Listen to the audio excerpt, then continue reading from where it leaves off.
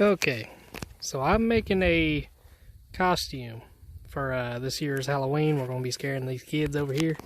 Had a family get together, and I wanted to kind of go all out this year and do something a little different, because we've been, doing the usual characters, Michael Myers and all that. The kids, I mean, well, they don't love it. I mean, they're scared of it, but they love the event every time we do it. Everybody gets together, and it's just a good old time. Anyhow, I want to up the ante this year, so I've been seeing these stilt walkers all over the internet, and hell, I like it. Looks pretty creepy. I think I can make a pretty decent stilt walker. Probably not like how everybody else is doing it. Actually make it look kind of like it's alive, like it walked out of the woods, like it's an actual forest creature. But so far, this is what I got.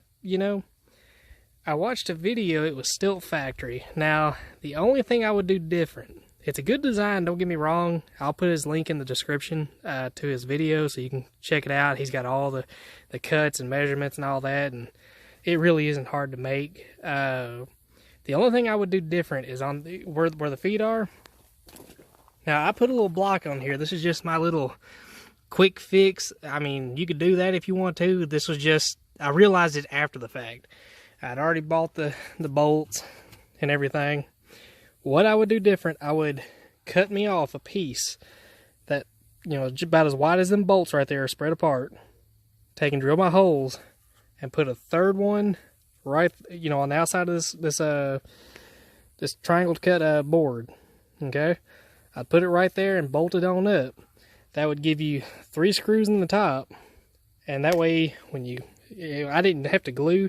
That way it just turns this piece right here into a support. That's what I would do. That would be a lot simpler, a lot easier, a lot stronger, and it really wouldn't add, hell, hardly any weight. But this is what I got so far, and what I cut out of these 2 couplers, which I'm gonna run foam in that. I'll make it comfortable. I still got some work to do. I gotta add my straps and all that good stuff. What I cut out of those, I used up here on the arms. These gonna be the front legs, and I used a BMX peg. And of course, I bought extra bolts just in case. That's just something I do. And they ended up, all I did was cut a little spacer out of a board, one of these pieces here, and bolted that BMX little foot peg on there. Found it up there in the scrapyard. So yeah. So that's what I got so far. And right now, the way I got the height, which when I'm done with it and I make all the final adjustments, I'll do all the measurements and all that and let y'all have it. I mean, as far as this part goes, you can find that on his video. But once I get the suit done, I'll come back to these. I still got to put the bicycle tire at the bottom. That's what I did on these. But once I do that and everything, get it all set and how it's going to look, I'll take a bunch of measurements and I'll get them over here to y'all. That's what I've been kind of piddling with here and there. And that's the only suggestion I would make if you were to make these. It would just give you some peace of mind, in my personal opinion. And one more thing I forgot to add. If you're going to add that third board in there to give you some support, and you're to use the bolts, you might need anywhere from a 5.5 to 6 inch bolt. 5.5 will get you by. It'll get you pretty close. Just if you want to be on the safe side, it's up to you. Just take the measurements.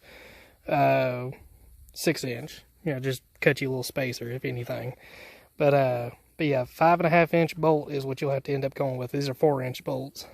So for that extra piece, 5.5 to make it through all this. Well, alrighty.